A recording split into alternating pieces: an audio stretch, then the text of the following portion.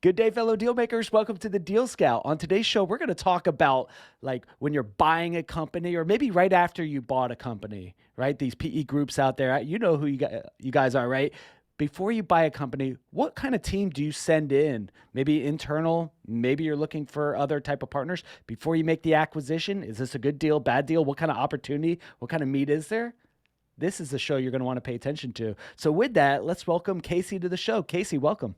Josh, thanks for having me. Yeah, awesome. All right. So I kind of let the cat out of the bag a little bit, kind of talking about your super weapon here. But why don't you tell us a little bit about who you are and what you do? Yeah, happy to. We run a small business advisory firm. So I'm based out of Chicago. We've got a team of just over 100 now. And we essentially go in and help scale organizations from the fast growing companies to the folks that are maybe on the treadmill that haven't figured out how to get to that next level in the business. So it's an advisory relationship where we give them past entrepreneurs that work with them to help grow and scale the organization. So essentially, if a company wants to grow, or like you mentioned, kind of when you first started out, if they're thinking about buying a company to help grow it, we're the people you usually get called. Cool. All right. So we're going to get into the mechanics of this and we're going to talk deals and chat, but for the deal maker, there's always a deal maker journey, right? Of how you got to where you are and what makes you the best fit to serve these audience members, right? So kind of take us back, give us your origin story. How'd you get started Yeah, in this game? yeah, happy to. Started in franchising of all things. So got my first franchise, bought into a first franchise at 18 years old. While in school, double dipped, and ultimately built out and set some records in the franchise space in terms of top production.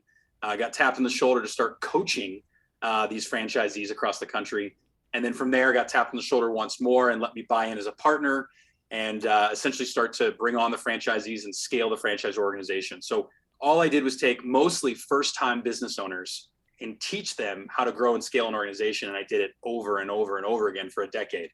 And what you learn is that the widget isn't important. The service isn't important. It's the fundamentals of how do you scale an organization, right? Back to the basics of recruiting, leadership, sales, marketing, productivity, financials. Those are the elements that most people don't skill themselves up in as an owner.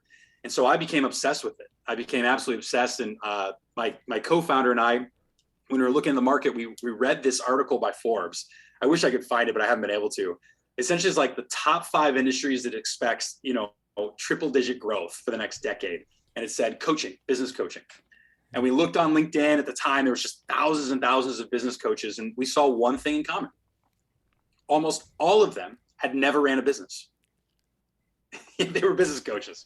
And still to this day, I mean, it's still like 70%. And then I'm not saying you can't be a great coach without running a business. I'm just saying to get to the level of depth we wanted to go, we were shocked by that. So we said, we're going to take all this we've learned in this franchise company, we're going to move it externally, start to partner with folks. And we started it back part-time in 2014 for a couple of years. 2016, we started hiring. Like I said, we're 100 plus, driving all across the country. I've serviced over 2,000 businesses, and it's just been an epic, fast-growing ride. So having a lot of fun. Awesome. 18 years old, bought your first business. How in the heck does an 18-year-old focus on that rather than all the other distractions that come in? How does that happen, dude? I'm not gonna mention this gentleman's name, but the person who brought it to me showed up to a party that I was at and brought a briefcase with $10,000 in it. Now, the funniest part about this, right, is when you open that briefcase, if anybody's ever done this, $10,000 is tiny, right? It's like this little tiny stack inside of this big briefcase. But he looked. I was at a fraternity. I was a part of a fraternity, and he just goes, "Hey, look, I've got this really unique home service franchise opportunity. You buy a business, it's risky. If you're an entrepreneur at heart, I was an entrepreneurship major, by the way. Yeah. If you want to run a business, we'll teach you how to run it. And you've got to interview. You're gonna have to put some collateral down, but we'll take a look at it. And if you do well, you'll make, You can have this briefcase. You can have this 10,000, and it's just like, it looks kind of weird, So, but that's what started it. I'd ran a lawn care company, junior and senior year. Convinced some of my buddies to use their parents' mowers. Really cheap way to get a lawn mowing company off the ground. Was servicing about 35 to 36 yards every week. Did that to get money to go to college. I'd run with my dad, I was rollerblading paper routes when I was 9 and 10 years old, waking up at 5 a.m. It's just kind of in my veins from day one. Rollerblading in Chicago, isn't there a I lot of wasn't ice in and Chicago snow? then. Okay, where were you? I was in Central Illinois. Yeah, I was in Decatur, Illinois. So for anybody who knows that city, it's the armpit of the state of Illinois. So great people, but just not a lot going on down there. Yeah. So it's funny that you mentioned this guy shows up with a briefcase. You're like, oh, what's in the briefcase? And he opens it up and ta-da! There It's should a have been lot of like empty CM, space, right? right? Like, why are you showing me this? But it worked. He knew what he was doing. He knew. I was glued. I went to the interview. I remember, I filled out the application, got accepted, puts a little collateral down, and away we went. All right. So you and I are hanging out. We're going to a coffee shop. We're hanging out in Chicago, but we're going to do some recruiting. Will you ever use that tactic where we create a, Absolutely not. Absolutely not. If I want to convince an 18-year-old to start washing windows and painting houses, yeah, I might. But probably not for the world I'm in now these days. the briefcase gets a little bit bigger, maybe with a little bit more bills in it, but hopefully you have a little bit more of a living wage attached. But I'll tell you what, my first year, Josh, of running that franchise, I think I made $1,000.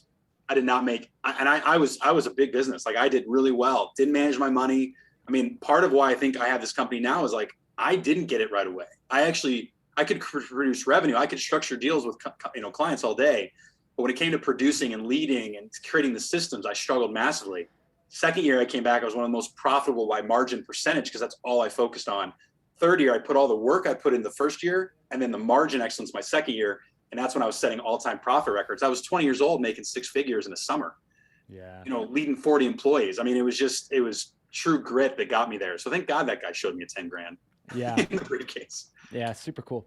Sparked Now, it. you kind of give the entrepreneurial journey kind of summed up into your first 3 years into this. The first year, the struggle, the hustle, man, I'm working my ass off. $1,000. You're like, are you kidding me?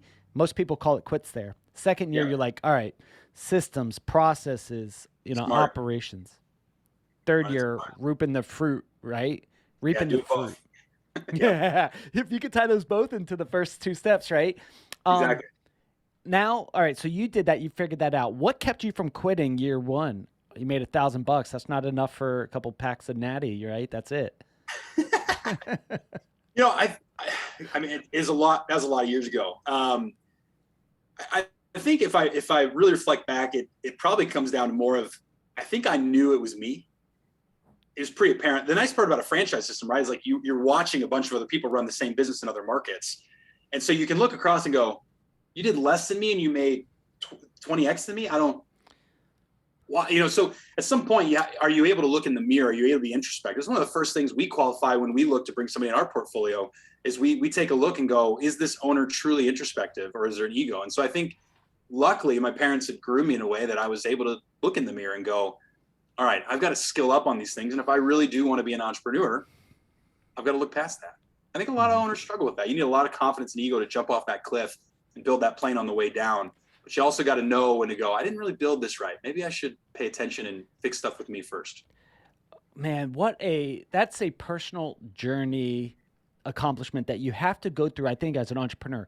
Ego and grit, piss, vinegar, fire, right? That gets you going. Where You need it. You need it. Yeah, you need But it. then to break through that next level, you have to be humbled, right? And Right. you have to go, I need help. I need advisors, coaches, mentors, people. I don't know, right? And I was 18, right? Like Yeah. let's be honest, right? The resiliency of an 18-year-old, versus a 40-year-old is just very different. Yeah. It just is for most, I think. And Yeah. so part of that also probably just kept me moving, kept me grooving. But I think luckily I was able to realize at that point, this is a me issue. And it was a little bit of I think I'm motivated by, I'm going to prove you wrong. I've always generally been the underdog, never been super skilled at something I've done. I've always had to outwork it. So I think it was just like a normal part of who I was and what my DNA was to a bit. Well, let's be real, bro. Like you were a rollerblader. Like you could have been a world famous rollerblader, K2 style, man. I did own K2. Surprisingly, I love that you said that. But let's think it for both of us that that's not what happened. Do you Not ever? that there's anything wrong with being a rollerblader. Professional rollerblader. I don't know if I would have gotten the sponsors I needed to live financially. Do you have a pair hanging up on the wall that one day you might break them back out again and do? So I got to tell you, I have I have a almost 3-year-old at home, and the moment this kid hit 2, I went and found my rollerblades, and I went and bought these kid rollerblades, that he outgrew in like less than a month. And I immediately got him on it. He's like stepping around on it, for sure. Passing on the rollerblading. I grew up playing hockey, so that's where it comes from. But Ah, so anyway, roller but hockey though, right? In the no, summers. I played ice hockey. I played ice hockey, but yeah, roller hockey with the friends out in the street. Man, we're going way back, Josh. You got me in my childhood here. Yeah, bro. I knocked out my first tooth playing roller hockey. I'm sorry to hear that. Was it an epic slap shot at least, or was it just like a fall on your face? Yeah, it was a fall in the face. I was going for it, man. And some dude tripped me. Tommy Ofar, freaking from South Florida. Tommy Ofar tripped me. Good call Stick out. hit the mouth. That was Gone. it. It's gone. Anyways, well, that was a flashback. Thanks for that, buddy. Yeah, you're welcome. All right. So let's do some compare contrast, right? Let's just call it, and I don't know if I named the 3 steps, but let's compare it to companies now today, right? The first year, the grit, like phase 1, struggle, hustle. We have actually 5 stages of the business. Oh. I don't know if you knew that, Josh. Oh, no. We actually break down into 5 stages of the business that we've seen. I'll just share them with you. I'd rather you do that because you already created. I was pulling this out of my butt. Go for it. No, this is one of the ways we break down a business to see where they're currently at. So yeah, you've got the hustler. That's the first stage. It's actually the term we use. It's the hustler. It's the person who's usually they're limited in resources. They're trying to build it with contractors. Maybe they have a small team, but it's really like the only way to get out of that stage is to hustle out of it. Yeah. Right. You can get more money, but if you don't hustle, it doesn't matter. Yep. Number 2, we then move them into the experimenter stage. This is the stage where they're experimenting, where they're saying yes to everybody. Right. They're a lot of times, right. They're saying yes to everybody. They recruit. They're hiring. They're more attracted to entrepreneurs that they're hiring, trying to get people to wear multiple different hats. Yeah. And this is where they're learning. They're learning like, should I really be the CEO? Should I hire a CEO? Like how do I scale this thing? And they're just experimenting constantly, trying to figure out the processes. Once you start to get that locked in a little bit more, you move into the visionary stage. The visionary stage where you start what it is, right? You start casting that vision out. You start going, okay, I'm going to go create X, Y, and Z. And you start to learn how to tell the story and how to tell the narrative. You learn how to get people to follow you. That's the big step that most people don't ever fully get to, is what we find. That's the biggest hurdle of why you see so many businesses still failing despite more capital, more technology, more incubators, systems, coaches, whatever, more resources than ever before. Yet there's almost a worse failure rate than there was a decade or 2 decades ago. It's because you have to have that innate ability to create that vision, and you have to see the future to get people to come and follow you to that direction. So that's really exciting time, because for the first time in the visionary stage, you start to move away from your customer. You stop looking at your product or service, and you start looking at your team as the business. And that's a massive transformation, again, where most people are going to get caught up at. You want me to stop there, Josh? Or you want me to finish the last 2? Blasphemy. Moving away from the customer, right? What the? Awesome. All right. This is so cool. You said this is the biggest hurdle. Before we dive and unpeel this onion right here, let's go. What are the other 2 steps, just in case I don't ask you the question later on? Yeah, no problem. The next one we call is the systemizer. This is where you know exactly who you're hiring. You know exactly what you're in, ideal client persona, ICP in the language like you're looking for. You're tying it all in. And this is where you start to bring in that leadership team, and you start to systemize. You're no longer hiring, the Swiss Army knife, the jack of all trades. You're actually hiring specialists. You have to totally pivot who you hire, because they have to be comfortable, not being rude, but just they have to be comfortable being a cog in the wheel. You're going to scale to a size where they have to be comfortable to go, this is my box, this is my widget, and I'm the best at it. Before, you wanted people like, I want to dabble, I want to touch a lot of things and wear a lot of hats. So you have to shift your hiring profile, and you have to learn how to lead through other leaders. And that leads you to the final stage, which is the influencer. And I'm not talking about on Instagram. I'm talking about on a leadership, a little photo. I'm talking about influencer as a leader, to go realizing and going, I no longer am making the decisions of this organization.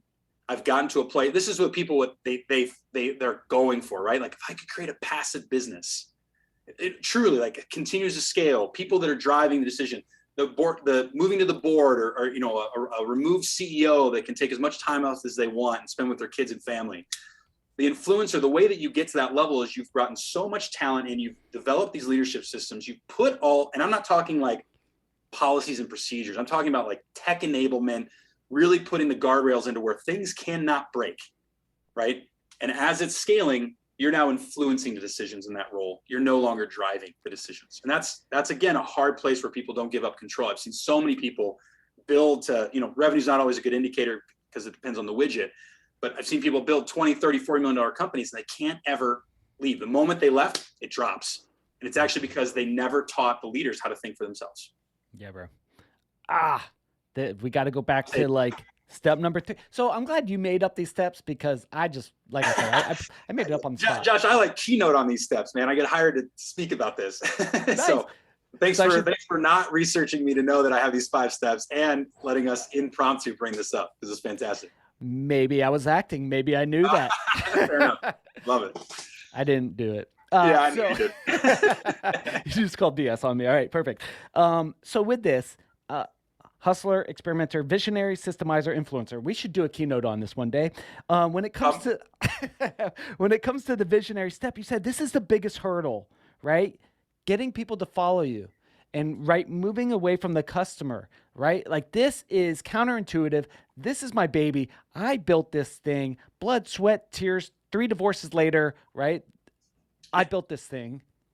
There's no way I'm going to move away from my customer. I know best. There's no way to step into that role.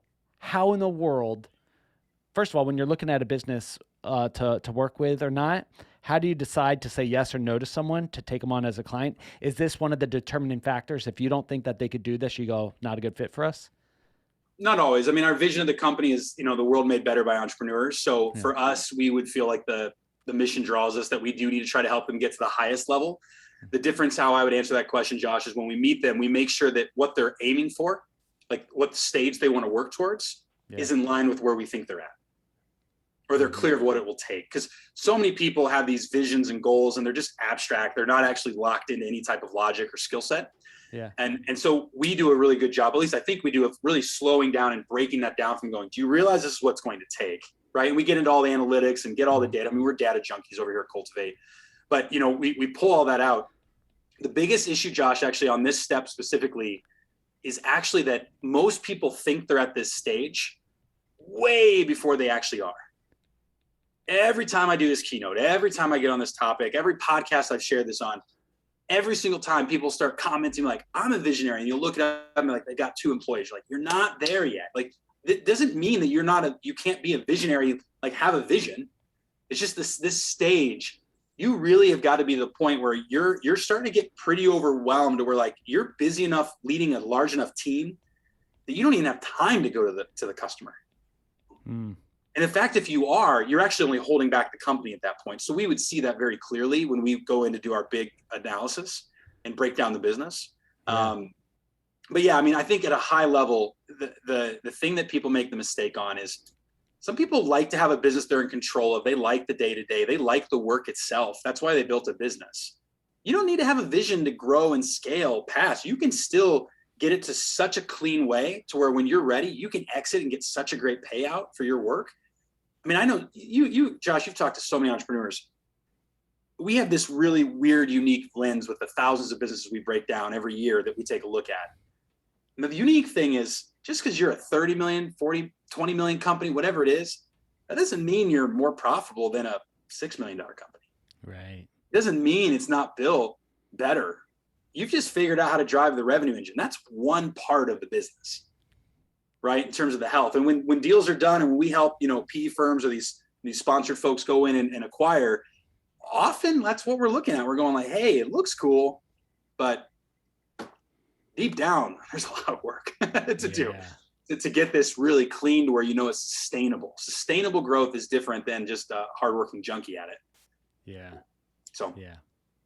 Well, that was a little convicting on my part, but as we're going through, right? I'm the hustler, right? I'm the hustler. I've made it to the experimental. I've almost crested this. I would call myself a visionary. I took the test, right? Vision integrator, and we could talk about EOS in a little bit. Said I'm a 96% visionary. Yeah. But you're saying that not quite there yet in terms of business growth, and I'd love to hear your thoughts on how you guys play in the ecosystem of EOS and you guys. Sure. But when you're talking with a business owner, right? You're kind of looking at them through this lens of 5, stages of where the business leader's at, right? And where the Sure. business is at. Have you ever found that a business leader is playing in a field that's, the company's ready for an influencer, but they're still playing as the experimenter? Oh yeah. I How mean, do you it's address that? you call the elephant in the room, right? Because we're one-on-one advisory, Yeah. and this is unique. We don't take equity. We're a paid advisor, so Mm. that's very unique that you can get the level of advisory we give without the equity side. When we're in there, our position is always for the benefit of the owner. And so when we're looking at that owner and we're talking about the business, we have no problem having an open conversation to say, we need to really slow down and figure out, does it make sense that you are the scaling CEO, or is there a different role you want? And when you slow down and act, what we can do is, because we see so many businesses at different stages, Yeah. we can help paint the picture. This is how this will be. Are you excited about that? Do you want to work that many hours? Is that what you built this for? Why did you build? So when we tap that in, we know how to do it in a way that opens up the door to make people go, actually, I'd rather just sit on the board. Yeah, that might be better for you. Like, let's talk about Right. why. And so it depends on the business, depends on the person, but I wish I had a more cool answer than that. We talk about it, and we're not afraid to have those really hard conversations, and we will. All right. You, me, and entrepreneur that we're going to go have a chat with. What's the Okay. most awkward kind of elephant in the room you've had to talk to, especially after doing this, with 1,000 different companies? You, me, going into the boardroom, you're like, Josh, this is going to be awkward, bro. And then you said it. What was the most awkward thing you had to approach? Elephant in the room. I got to be careful on the confidentiality side of what Yeah. I share. Yeah. But I could tell you one story that I know this person won't mind, but I will not share the client's name. Okay. So I was sitting in the room. I didn't know it was going to be awkward. So sorry, I couldn't have proactively told you this is going to be awkward. We're sitting in the room, and we essentially uncovered that the owner had convinced an employee to not take payment and to create a personal loan back to the owner. And you think, okay, maybe you did that for like a month when you first getting started. Like, no, like it went on for like 6 years. And so by the time we got through the conversation, we had realized how much in debt this person was. They didn't track it.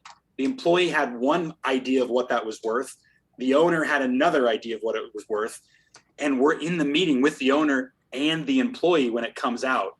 And we're sitting there going, first off, let's just acknowledge this is illegal. Like, let's just acknowledge this is illegal, right? Like, you can't do this. It was I won't even tell you the amount. It was huge. It was really crazy. Would have bankrupted the company. We ultimately worked through it. It took us about 2 years. But that was one hell of an epic, awkward conversation I've ever been in, hands down. I've never felt as awkward as I felt in that meeting. Yeah. It was weird. That was a weird one. That is weird. All right. So, no, you shouldn't do this. Not good, illegal. But that the owner, Got through incredible it. salesperson, right? Holy moly. Maybe. Wow. Maybe. All right. So bad. No, don't. Yeah. I will talk further about it. Yeah. Okay. So, interesting. I appreciate you sharing this, because here's the thing, man. I'm an entrepreneur through and through, right? I used to, my dad was in construction. I grew up swinging hammers, not the smartest guy.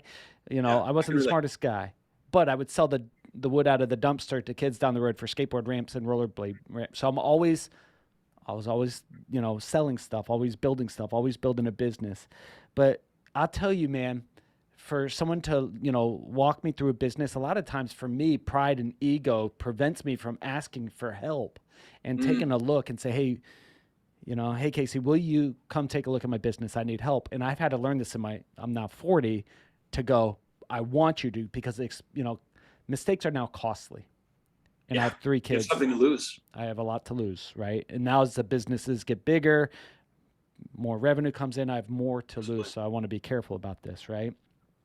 So asking for help, when do entrepreneurs go, Casey, red flag, I need help, wave the flag, SOS, help me.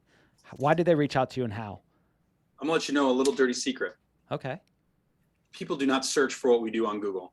I know, because I've paid Google a lot of money, and they don't come through. And the reason for it is what you just said. we've gone out and pretty much realized that owners have this innate gene to where they'll naturally want to figure it out themselves. Yeah. So what we've learned is we had to build this business purely from referrals. That's how we've done it. We've built it purely out of referrals. We let business owners go tell their story to their friends that are other business owners, and they go, wow, I kind of want that. And so what we had to do, and what really helped us scale to the level we did as fast as we did, is it really came down to our ability to offer. We give free time. We essentially will say, hey, we're going to do a formal assessment for free for you for a couple hours to break down the business, and you steal all of our ideas. And we know this, most come into that session and have no intent to hire us. We know that. They actually come in just because we pique their interest to go, well, how do I know what I don't know?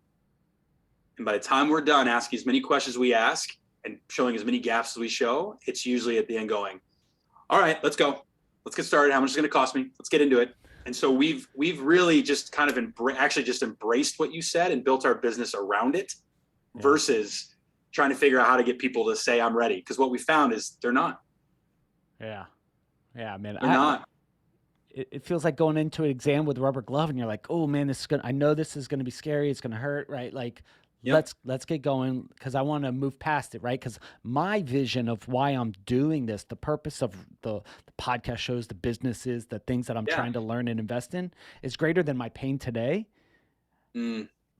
But I know that the next step of growth for me, personal growth, is painful. Josh, I've got an advisor that can help you with that. You got 100 for me to choose. I'll take this one and this one and this one. But Josh, in all seriousness, like what you just said, though, still, like, again, most people come in excited to do the assessment with us because they want to prove us wrong. Yeah. So it's just a good lesson for entrepreneurs that are listening today to go like, hey, step that back. And some people are like, I guarantee every entrepreneur is like, I bet this is good. Some people are listening to this. This is probably helpful. This is not me. I just called out like half the entrepreneurs listening to this podcast right now, right? They're like, that's not me. It actually probably is you. Like you probably generally are not the quickest to ask for help. You're more likely to try to go at it and fail because you're the person who can run through brick walls so many times more than others. And that's why you've gotten where you have as an entrepreneur. Yeah. And to be honest, man, the running through the brick walls and such like that's a piss, the vinegar, the fire, the energy that gets us going. It's important. But when you're, get into your 30s, you start to slow down a little bit, and then you wind up in a hospital, and you're like, "Oh, am I having an ulcer, a heart attack? What's going on?" Right? And then you get into your 40s, you're like, "I got kids that are getting expensive. I don't want to make those mistakes anymore." Right? Is that called wisdom? Yeah, probably. I think so. Yeah. Okay. All right.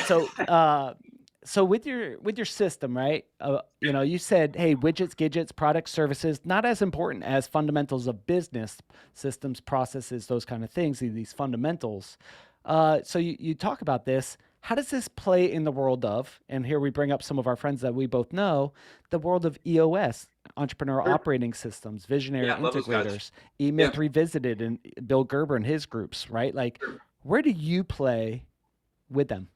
Yeah, I can't speak to eMyth as much. I'm familiar with the book, but I can speak to EOS. And one thing that you said was, I'm not saying that the product and widget isn't as important. What I'm saying is that often people can have a good product or a good service. It doesn't mean they'll be able to scale if this also isn't there. The same as us. If we don't think the product or service is good, we're not really that interested in helping that company scale it if it's not a good product or a good service. So they both do have to be there, just to be clear. EOS is, obviously they have one of the best leadership, operating systems you can put into a business. I'm a big fan of how it works. And, but their model is they're going to help you implement that system into your business. That's the one system in your business. The problem is when you set the goals and you set the objectives out, EOS doesn't come in and necessarily help you solve like, okay, how do you recut and re-automate a recruiting structure and a full system and tech enable it and build it in a way that's actually going to produce the highest top candidates that are going to retain for years and years and years and not have a high attrition rate. They aren't going to go in that conversation. They're going to help them identify what's on the roadmap. They're going to help them put together and get the team working together in driving in the same direction in an amazing operating system all day. And they'll give you the right mindset. But when it gets in the nitty gritty implementation of like, how do I build this? It's not there. So EOS and Cultivate work, hand in hand. A lot of our advisors have had EOS implement in their businesses. And we've had a great experience with a few of the folks that we've had partnered and shared across lines with. because it's just been, yeah, you're building that. Awesome. Perfect. We bring in vendors all the time. No different. We're going to go way deeper to help make sure it truly, the goal is then hit, and that they know how to implement all the way, not the operating system, but the widget or the item or the metric or the KPI that they're focused on. So you guys are taking a look at the business, and when you approach a business, right? And Sure. I go through your analysis, your initial exam, right? Sure. You Assessment. take Yeah. assessment. You guys take a look at the business, and you go, boom, boom, boom. You're looking at it through a lens of are you looking at the different departments? Are you looking at the different pillars? Do you guys have like five? I didn't research you, by the way. Do I you can have like tell. I can tell you did. I don't even know, Josh, if you went to my website. So I'm just kidding. If people are curious in our methodology, and I think it will help, you can jump to our website at cultivateadvisors.com. That's my only shameless plug. But on the website, you'll see a propeller methodology. So we operate on the propeller. We believe we can propel your business. And so if you look, the financials is the engine. You have sales and marketing. That's on the growth side. Those are two of the blades. You'll have leadership and recruiting on the capacity side. Okay. And then the encasing around the propeller is productivity, and that flows all the way through. So the idea is that productivity, that's not just calendar, right? That's like tech enablement, systemization. That's all around marketing, sales. It's all areas. Financials are the engine. All the blades run back into financials, because ultimately the budgets and the money, without the money, you aren't going to be able to grow those areas of the business. And what we really focus on, Josh, when we do our assessment, is we're breaking down the business in pursuit of, 5, 10 years, whatever the growth objective is, or exit ready, depending on where the situation is. We break these areas down. So think of it as simple as, all right, my financial engine is a 4 out of 10. My sales blade is a 6 out of 10. My marketing is a 2 out of 10. Well, imagine, would you get on a plane if your propeller looked that wonky? You have this small little engine, a big sales blade, a small marketing blade, a bigger, you wonder why you're going to hit turbulence. If we have any, aircraft engineers here, they're like, actually, you'll die. Don't get on the plane. But, really, like, this is why businesses hit turbulence. This is why they can't, fuel enough to get to the next landing spot, to the next destination. So we find that analogy really helps our owners, and it's a way we can help articulate the areas we want to focus on. We believe those 6 areas is what really drives growth of a company, outside of capital and a few other areas. But there's a lot of amazing vendors that'll solve that for you. So, all right. So this plane, how did you come up with this concept? You probably have it on your website that I didn't read. On our website. So, really what it came down to is that we didn't start the business with this methodology. We started working, we probably up to maybe 300-400 companies we had worked with before we started seeing the similarities. And we kept realizing it came down to the financial engine was off, the pricing per widget was off, the margin allocation was wrong, the forecasting of cash flow was all off. Then we started looking at sales and realizing, okay, half these people have CRMs set up incorrectly. They don't even actually know how to drive data. They don't know how to build a sales team. They don't know how to structure the sales structure to create the growth. And we just kept coming back to these 6 over and over and over again. It was consistent. And that's when we realized these are the 6 levers that dictate. I mean, look, our average client, our portfolio grew by 40% top line and 60% bottom line last year. I mean, we get epic growth if we work with you. And so when we're doing that, we were able to see these are the 6 that were driving it. It wasn't productization. It wasn't as much as operations. That usually works itself out. People generally rise to the demand. It was these other areas that people don't spend their time on. What was the hardest out of those components of the airplane? The propeller. What component did you have the hardest time overcoming for your business? Well, depends on which business. In my franchising days, it was leadership and financials. I was a terrible leader. Mm-hmm. Didn't understand what it meant. First time out of the gates in a formal environment. And on the financials, never paid attention to it. I just assumed money's coming in. It'll work itself out. It was the black hole that I know 80% of other entrepreneurs, thank God for outsourced CFOs. Just the black hole that would be created on the financial side was my approach. This business, it's probably been more the marketing side. We don't do a good enough job telling our story. The amount of success that we have and the amount of output, we're still learning how to tell our story the right way. And I have the least amount of experience on the marketing side in terms of a B2B company. Yeah. If you were a baseball card, like you're a baseball player and but it was for the business and on the back there were some stats or professional rollerblader and on the back there was your business stats. What is your personal greatest business skill set?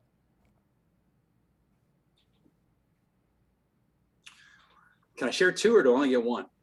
Ooh, all right, I'll give you a twofer. Go Give me for it. two. And you want skill set, right? We're Yeah, not looking for business skill stats. We're set. looking for skill set. Yep. I'm very similar, Josh.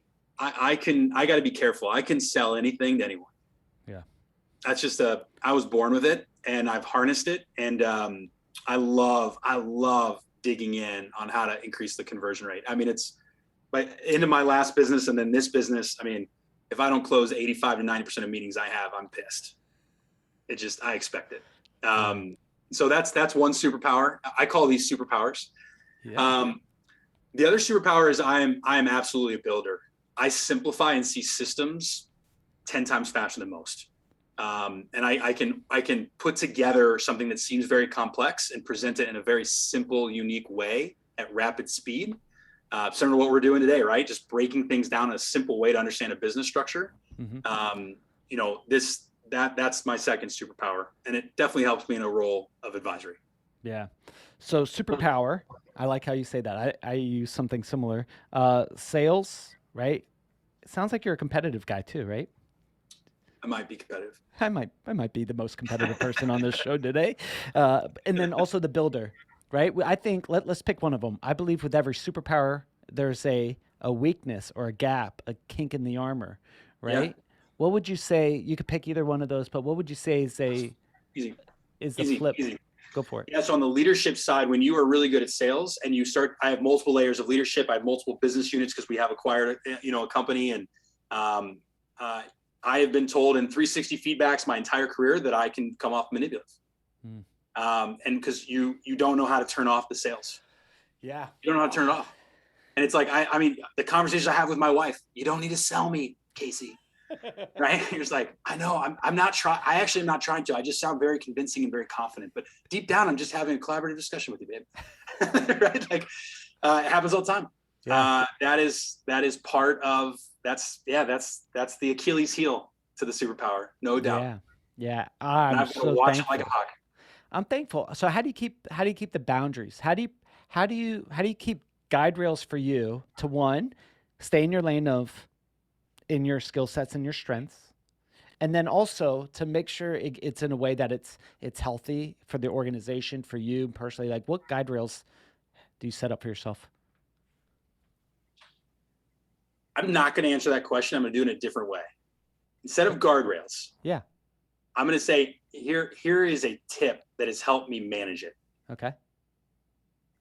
Complete transparency. When I take on new leaders, or whatever the situation is, it's an open conversation within the first couple hours of having meetings with that individual. Yeah. Hey, you're going to feel this way sometimes. It's not me. It's not my intent. Deep down, I am really interested in your ideas. I'm going to sound very convincing. I need you to share your ideas. I need you to I just get really passionate. I get really excited, and I'm a solver. Know that about me, and let's talk about how we can best work together. Now you tell me what's going on for you, and how can I try to approach you differently that'll get the best for you. And so for me, it's more of a tip more than a guardrail, because it's innate. Like, I don't know how to Yeah. stop it. I Yeah. tried doing that didn't work. See, I would for me like a tip on from my weakness and strengths is I have to stay super transparent because I too am a salesperson and influencer, and Mm. I'm a master of being able to crack open groups. I could posture like the best of them. I was going bankrupt, and people were still asking me to invest in their multi-million dollar fund. Sure. So I've had to unwind that and unlearn that and go, all right, open kimono. Here I am transparently. Those who still like what they see, and we'll wind up doing Mm. some level of business together. But transparency for me is a must. Otherwise, I lose focus, dude. Um, Makes sense. yeah. A So lot of people are in that same boat, Josh. yeah, and through this, and the reason we have podcast shows, the reason we do these interviews, I've interviewed 1,000 entrepreneurs, and I ask these questions is because there's a story behind the deal maker, and for me, man, it's great coaching for myself. We accumulated a lot of knowledge, wisdom, and network, but it's also sometimes therapy because I get to like learn and grow and have you fix me while we're talking. So I appreciate you, just being open and telling me about that. That's very courageous of you. Yeah, absolutely, Josh. I think that I think that's the coolest part of what we get to do as advisors too, because we learn from our clients every day. Yeah. Because we're helping them solve what they're not good at, but we get to see what they're amazing at and go, whoa, okay, I'm gonna put Isn't that. yeah, isn't that cool when you get to see someone like when you I mean, this is your curiosity, but when you dig into a company and you get to see their skill sets and strengths and such, and maybe Yeah, they're not in the right seat, the good to great kind of thing, you're like, hey, great leader, sure. but maybe here or that.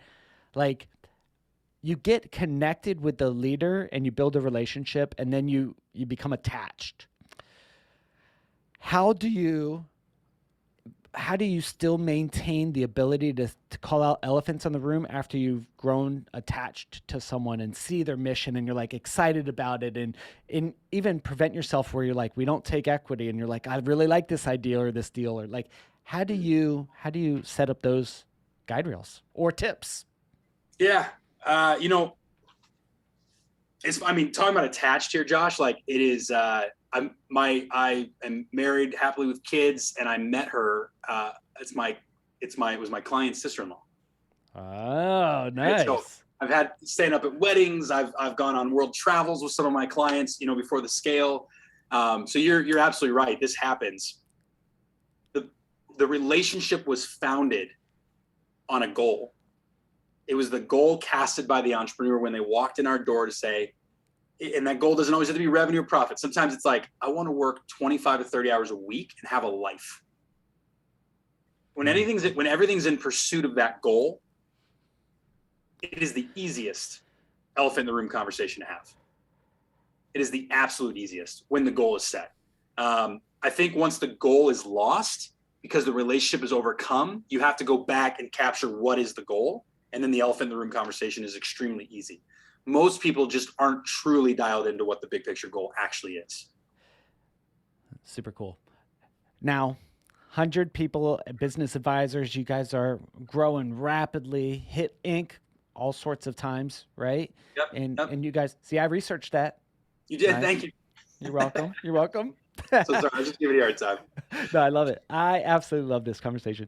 Um,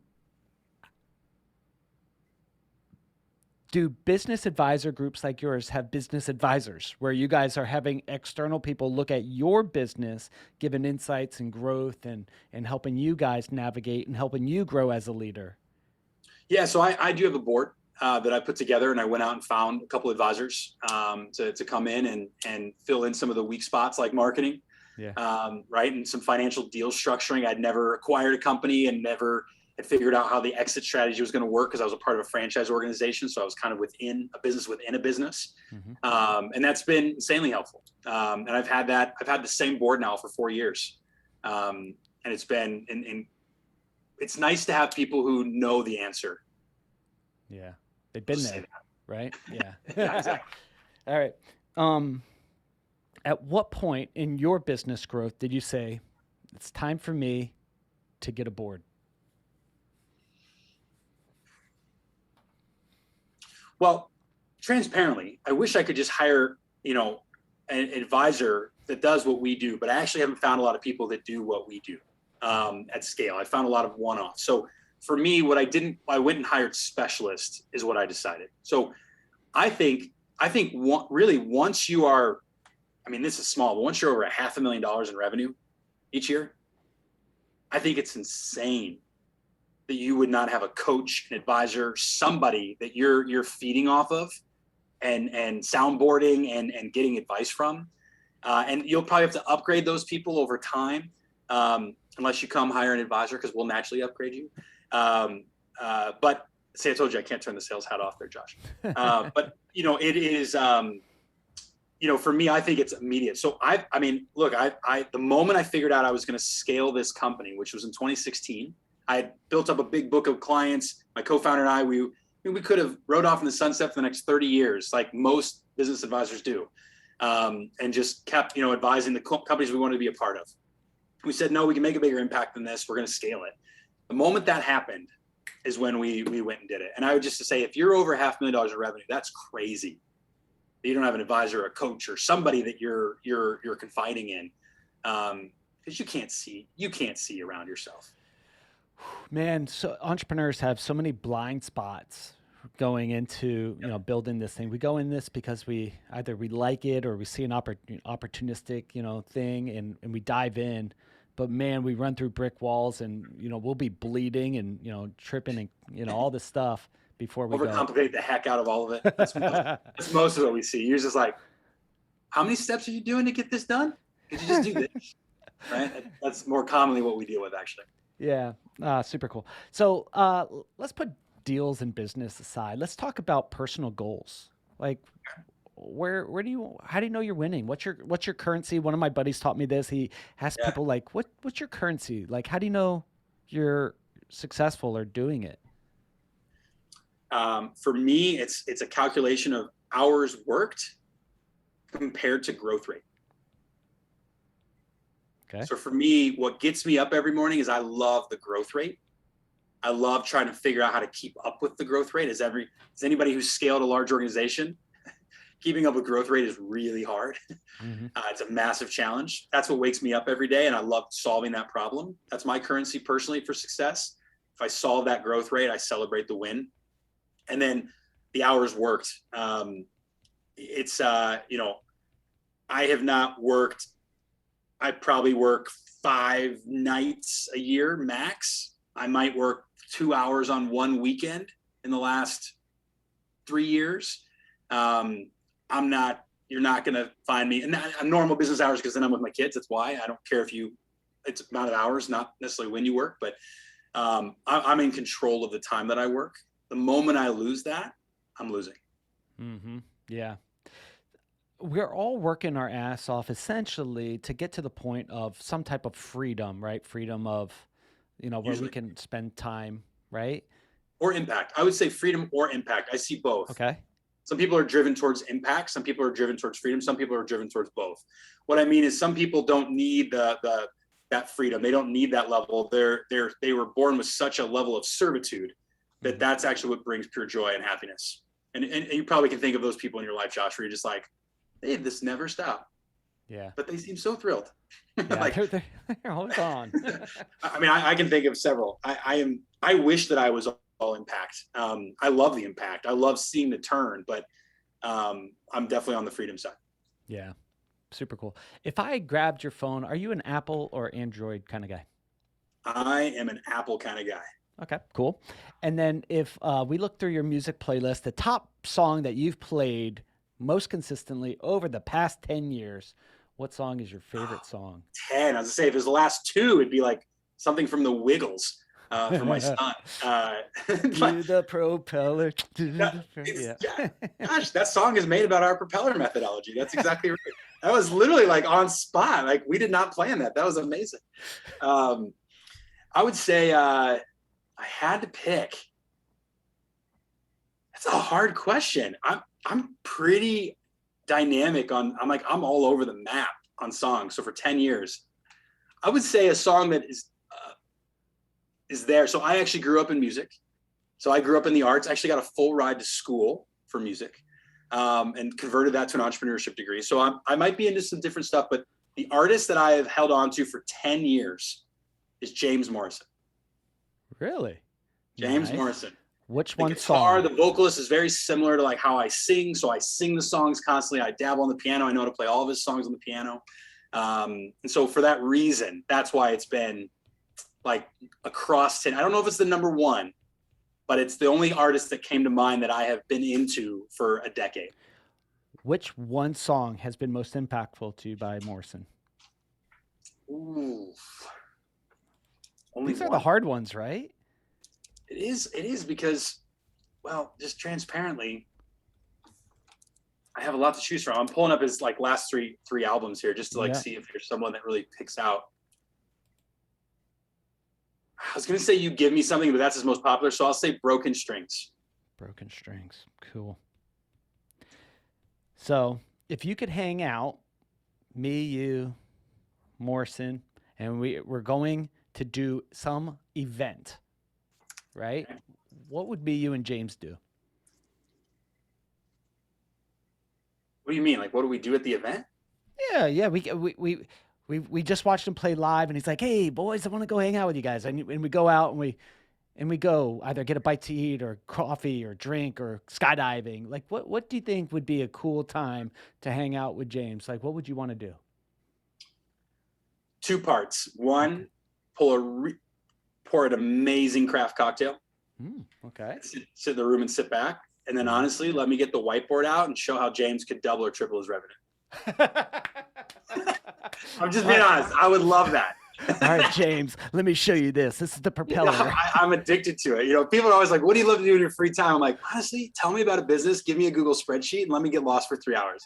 And I genuinely get a lot of joy out of that. Yeah. So I probably truly wouldn't do that with him. I probably would honestly be like, all right, start playing the songs. I want to sing with you and see if I can sound like you, because it'd be all ego. But deep down, if it was most fun, that's what I wish I would have done.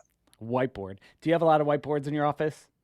We do. We have a 8-foot like whiteboard, glass whiteboard in every single office I'm at my home office right now, but at our at our office, our core office here downtown. So needed, so needed. You could tell me, yeah, that's just a duplication of your Excel spreadsheet, but man, I love a good whiteboard. Oh, you need it. The new Zoom feature on whiteboard's pretty stellar. Ah, nice. Maybe I'll play with it one day. All right, so back to deals. Sorry about that. I side railed us. Right. You, me, James, we just finished our nice craft cocktail. He just played Broken Springs for you. He signed an album. You got a tattoo with him. And then he goes, the perfect deal walks in the room, right? And he's like, hey, I want you to meet my boys over here. They got a company, and it's the perfect deal for your company. What does that look like? So it's probably a business 1 million to 20 million in size. It's the business owner that is either on the treadmill or they're fast growing. They're trying not to let the wheels fall off. And they're excited to figure out how to either get to that exit, how to get to that vision that they're shooting for. And they want somebody to help come in and advise and fill in the gaps to help them put them in the right structure to create the growth. As far as, industry, we're industry agnostic. So it could be any industry, but we do prefer businesses that have a little bit more human capital. So, tech companies, software companies still are human capital. You're still going to hire account executives, but people are what makes businesses so complicated. It's usually people. Get out of here. No way. No way. What? So that's one. The other perfect deal though would be, a private equity firm or, like one of these sponsored folks that are putting together a deal that would come in and say, hey, let's bring Cultivate and do a deep dive analysis. Or they've just recently bought a company and they're saying, hey, we want you to come in and help us build a roadmap and figure out what are we going to need to do to really scale, even if it's just to validate their initial thoughts. The third party perspective offers immense value. Do groups ever bring, so this is cool. All right. So 1 to 20 million, industry agnostic. They got to have some level of human capital. It's not a solopreneur who's just cranking out Bitcoin mining or something like that. Right. But that's not really for us because it's hard to scale that business, right? You got to have a business that you want. If you don't want to grow your business, AKA shrink your amount of time you're working, or, you have some growth objective. Otherwise you would never hire us. It doesn't make any sense. Yeah. So they got to be growth focused, growth minded. Right. 2 is, PE group aggregator, something like that. We just bought a business, need you to help us, or we're looking to buy a business. Take a look at this guy. Do you ever get brought in by these aggregators or PE groups or holding companies to go, hey, here's our business. What kind of company do we need to add to our ecosystem, or what kind of opportunities should we look? What kind of deals should we look at to go acquire? I don't think so. To be really frank with you, not really. Like that's not our space. Yep. We're so much more in the weeds of like when the business is there, what do you do with it? I will tell you, I've had some really interesting conversations with a few PE, firms though that, especially more of the sponsored smaller groups, where because they learn after we go in and work with a business or two, they see our methodology and how we break it down. I will tell you, I think they start to go, we should only hire companies that have, or buy companies that have these 4 elements. And you're like, yeah, it might be more important even than your industry that you're focusing on if you really want to hit as many times as possible. So that's what I could share, but no, I don't think they would normally bring us in to do that just because I don't think we have that expertise or that market diversification knowledge. who in the organization brings you in? Like, hey, my buddy over here told me about you guys, and we're bringing in. Is it founder? Is it COO? Is it CFO? Like, who's typically pulling at you guys? Yeah, for the business itself, it's usually the owner. We've had a few, COOs or staff are like, hey, I've heard about this company. I think you should go do this assessment just to see what we learned about our company. Yeah. But that's probably 3, 4, 5% of our intake. Most of our intake is directly with the business owners. It's such an intimate thing, right? We're helping the owner figure out how to grow and scale the company. Not that we won't help with their people and get involved with their people. Yeah. The owners, you know a classic phrase, right? You can bring the horse to water. Doesn't mean you're going to get them to take a drink. Yeah. So freaking you gotta horses. yeah, you need to be ready to take the drink. On the PE side though, or some of these, sponsors folks, like they're putting, structuring and putting together deals. That's really been kind of all over the board. I mean, it's been partners, it's been, vice presidents that are, overseeing, the 4 or 5 companies, and they've just got one that they really want help on. Most of these sponsor folks now are still only like 2, 3 people deep. So it's usually, a co-founder or an owner that's putting together the fund. And making the purchase decisions. Super cool. All right. So with that, let's do a shout out to the website for companies out there, for PE groups out there that, could use your services, want to connect with you and do a deal. Where could they find you and do a deal with you? Yeah. CultivateAdvisors.com. And if you're a company, when you go on there, find the free assessment section, fill in your information. If you qualify, we'll sit down and give you a bunch of free hours with an advisor we think would be the right fit so you can test trial it. And worst case, you walk out with a ton of different ideas for the business. No obligation to hire us. Cool. So you said this, and I got to say, what would be some things that would disqualify a company from working with you guys? Yeah. So when we have, I don't always give it away because I don't want to know my tests, but Ooh, nice. I would say at a high level, minimum revenue size, like, if you think you've got something that's going to grow pretty quick, we'll have a conversation. But again, if you're that $500,000 mark is really where we play. It's where we're more applicable. Revenue's not always the best indicator. You got a couple employees, like you're in the growth mode.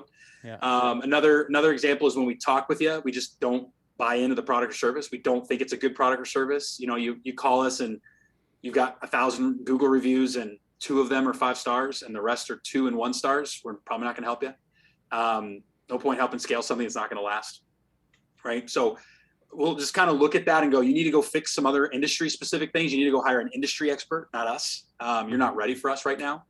And then we're definitely dialing in the introspection, back to the ego conversation. We're slowing down and just kind of go, where's this ego at? Are you ready for this? Are you ready for the hard work that goes into this? Or are you just coming at it more for, somebody told you to? Yeah. So, and you think you got it all figured out. Love it. Love it. Love it. One more time, where can people go to find you, connect with you, do a deal? CultivateAdvisors.com. Cool. Fellow deal makers, as always, reach out to our guests. Say thanks for being on the show. All their contact information will be in the show notes below. So if what they're saying resonates with you, reach out with them, find a way to connect with them, do a deal, follow their work, and cheer them on as they help other businesses grow and scale. If you in the audience are working on a deal, looking at a deal, and want to talk about it here on the show, head on over to thedealscout.com, fill out a quick form, maybe get you on the show next. Till then, talk to you all on the next episode. See you guys.